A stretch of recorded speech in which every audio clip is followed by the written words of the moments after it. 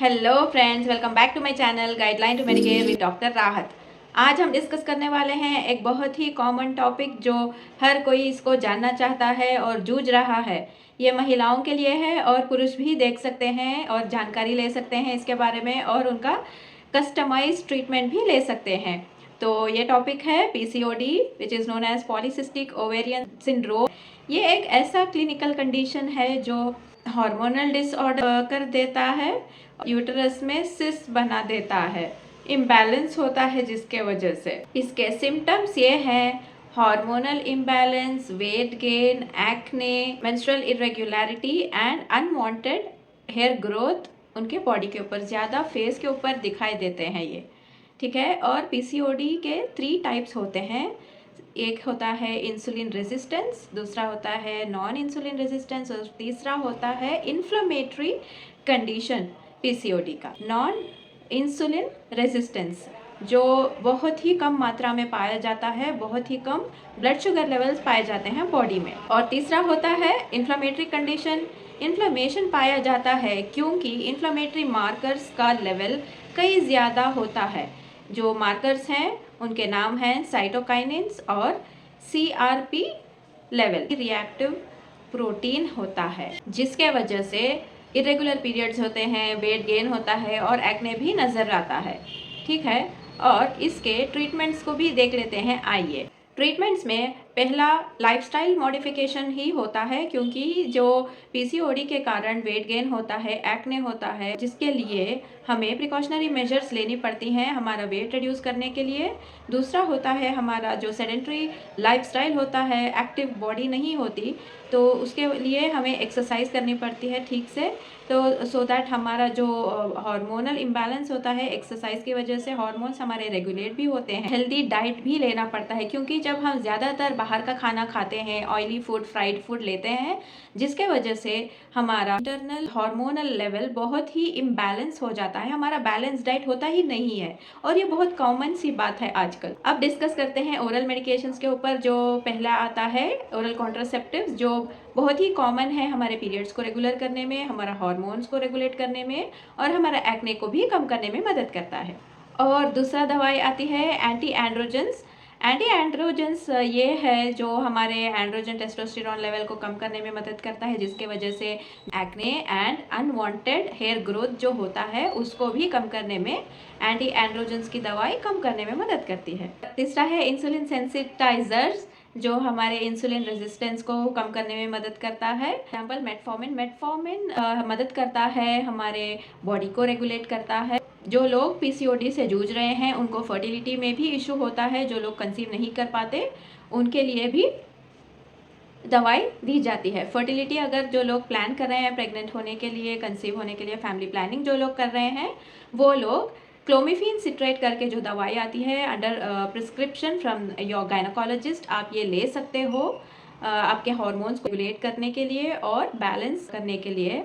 ये प्रिस्क्रिप्शन के तौर पर आप ले सकते हो और आप इसका फ़ायदा भी देख सकते हो कुछ ही महीनों में। और अगला पॉइंट आता है सर्जिकल ऑप्शन। अगर हमारे ओरल मेडिकेशंस फेल हो जाते हैं, सिर्फ सीवियर केसेस में ही किया जाता है, जब इसमें लैप्रोस्कोपिक ओवेरियन ड्रिलिंग इसका प्रोसीजर का नाम है, जिसमें छोटे छोटे इंसिजन्स करते हैं एब्डोमेन में और जिसके थ्रू हमें लैप्रोस्कोप कैमरा अंदर डालते हैं, उसके साथ एक ड्रिलिंग का डिवाइस होता है जो ओवेरीज को जाके ड्रिल करता है। सिस्ट को जब वो ड्रिल करके छोटे होल्स बनाता है ये डिवाइस, जिसके वजह से टेस्टोस्टेरोन और एंड्रोजन जैसे ये मेल हार्मोन्स का प्रोडक्शन कम हो जाता है और हमारा हार्मोन्स रेगुलेट होते हैं और रेगुलर साइकिल्स भी रेगुलेट हो जाते हैं। और जो लोग ओव्यूलेट नहीं कर पाते, ओव्यूलेशन ही नहीं हो पाता फैलोपियन ट्यूब से, जब एग रिलीज नहीं हो पाता,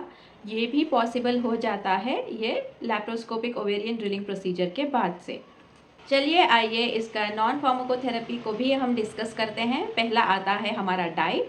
डाइट में लेना पड़ता है बैलेंस डाइट, जिसमें होता है फ्रूट्स और वेजिटेबल्स, और रेड्यूस्ड ग्लाइसेमिक इंडेक्स का फूड खाना पड़ता है हमें, जिसमें शुगर कंटेंट कम रहना चाहिए, जैसे कि होल ग्रेन्स बहुत ही ज़्यादा पोटेंट होता है। ग्लाइसेमिक इंडेक्स कम होने की वजह से हमारा ब्लड शुगर लेवल बैलेंस होता है और हमारे हार्मोन्स भी बहुत अच्छे से रेगुलेट होते हैं। और हमें घर का बनाया हुआ खाना ही खाना चाहिए, जिसके वजह से हम। और दूसरा आता है एंटी इन्फ्लेमेटरी डाइट। जो पीसीओडी के पेशेंट्स में इन्फ्लेमेशन नज़र आता है इन्फ्लेमेटरी मार्कर्स के तौर पे, वो भी कम हो सकता है ओमेगा 3 फैटी एसिड के डाइट को फॉलो करने से। आपको पता ही होगा कि ओमेगा 3 फैटी एसिड कितना ज़्यादा फ़ायदेमंद होता है हमारे HDL को बढ़ाने में। सिमिलर टू दैट हमारा इन्फ्लेमेशन भी कम होता है ये ओमेगा से।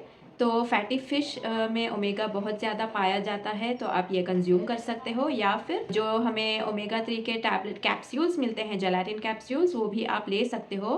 तो आप देखोगे कि इन्फ्लेमेशन कम हो जाएगा। अगर ब्लड टेस्ट भी करवाओगे तो पता चलेगा आपको कि CRP और साइटोकाइनिन्स का लेवल कम होता नज़र आएगा आपको। आता है स्ट्रेस मैनेजमेंट। स्ट्रेस एक ऐसा चीज़ है हमारे लाइफ में जिसके वजह से हमारा वेट गेन बहुत ज़्यादा होता है और उसके वजह से हार्मोनल इम्बैलेंस और भी वर्स्ट टू वर्स्ट होता चले जाएगा। वॉक कीजिए और बात कीजिए, try to went out so that आपका दिमाग संतुलन ठीक रहे, शांत रहे, तो आपका स्ट्रेस भी थोड़ा बहुत कम हो जाएगा। अगर ये रूटीन में लाओगे तो आपको स्ट्रेस नहीं होगा। प्लीज़ इसको ध्यान में रखिएगा।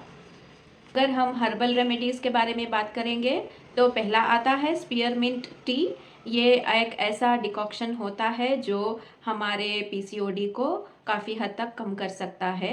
या फिर आप सिनेमन और अश्वगंधा का यूज़ कर सकते हो। एक पिंच सुबह नहार पेट 1 कप पानी में बॉईल करके पीजिए तो आपको इसके सिग्निफिकेंट बेनिफिट्स दिखने लगेंगे। अगर आप ट्राई करोगे तो आपको खुद से ही पता चलेगा कि आपकी बॉडी में डिफरेंस कितना आ रहा है करके। और नेक्स्ट आता है एक्यूपंक्चर। एक्यूपंक्चर एक ऐसा चाइनीज़ ट्रेडिशनल मेथड है। हमारे हार्मोन्स रेगुलेट होते हैं और साइकिल्स भी आने चालू हो जाएंगे रेगुलरली।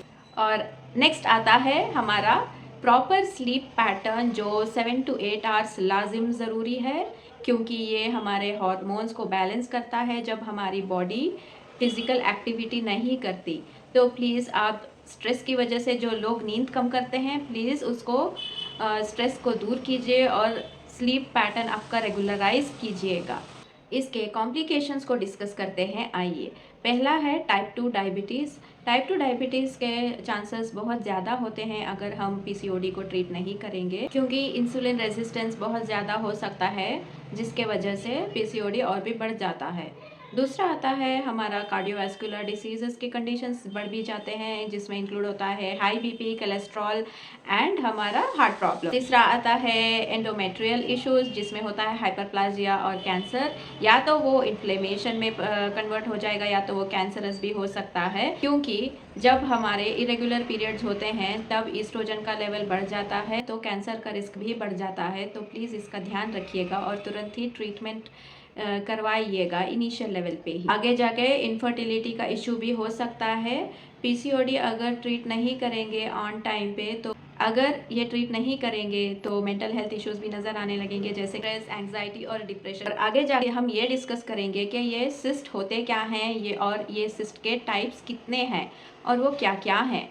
ठीक है, सिस्ट स्मॉल दाने की तरह होता है, एक स्ट्रिंग ऑफ पर्ल्स भी कहा जाता है, जो अल्ट्रासाउंड में आपको नज़र आएगा, जो बन जाते हैं लेकिन इमेच्योर होते हैं, अंडर डेवलप होते हैं और रिलीज़ होने में, एग रिलीज़ करने में वो फेल हो जाते हैं। There are 4 type of cyst that are noticed in PCOD condition. पहला है फॉलिकुलर सिस्ट, जिसमें 2 to 9 mm में ग्रो होता है, कंटिन्यूसली ग्रो होता है ये। दूसरा होता है आर्थ्रिटिक सिस्ट, जो डेवलप तो होता है लेकिन वो ग्रो नहीं होता बिफोर ओव्यूलेशन। ओव्यूलेट होने से पहले ही वो ग्रो होना स्टॉप हो जाता है, जिसके वजह से फॉलिकल डीजेनरेट भी होता है और वो सिस्ट में कन्वर्ट हो जाता है। तीसरा होता है ल्यूटेनाइज्ड अनरप्चर्ड फॉलिकुलर सिस्ट, जो मैच्योर तो हो जाएगा लेकिन वो ग्रो नहीं होने देगा फॉलिकल को, जिसके वजह से हार्मोन इम्बैलेंस होता है, इरेगुलर पीरियड्स आने शुरू हो जाते हैं। और fourth type of the cyst है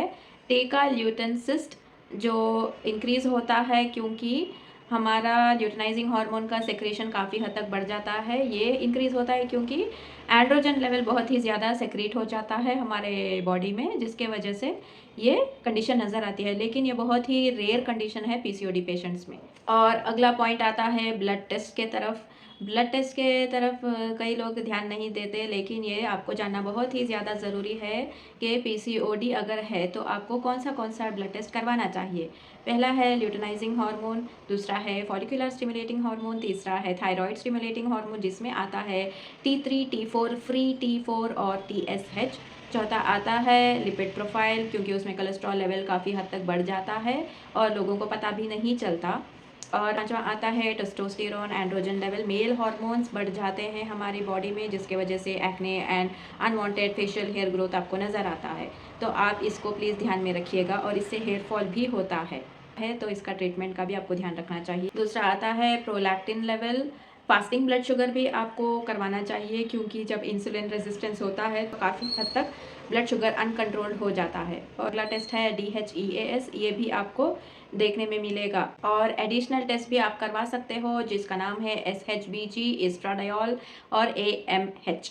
और विटामिन डी का भी टेस्ट आपको करवाना पड़ेगा, क्योंकि शुगर इम्बैलेंस होगा तो कहीं ना कहीं विटामिन डी के कमी के कारण ही हो सकता है। क्योंकि जब एडिपोज टिश्यू में जाके विटामिन डी सेक्रेट हो जाता है तो through out the body vitamin D supply नहीं होता, तो इसके वजह से ही हमें थायराइड और डायबिटीज़ और इंसुलिन रेजिस्टेंस के हम शिकार होते हैं। तो विटामिन डी आपको बहुत ही ज़्यादा फोकस रहना चाहिए इसके लेवल्स को लेकर।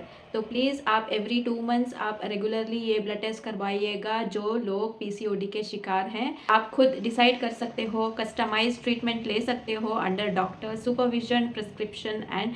अगर आपको मेरा ये वीडियो पसंद आया, अच्छा लगा तो please do like, share, subscribe and comment to my channel.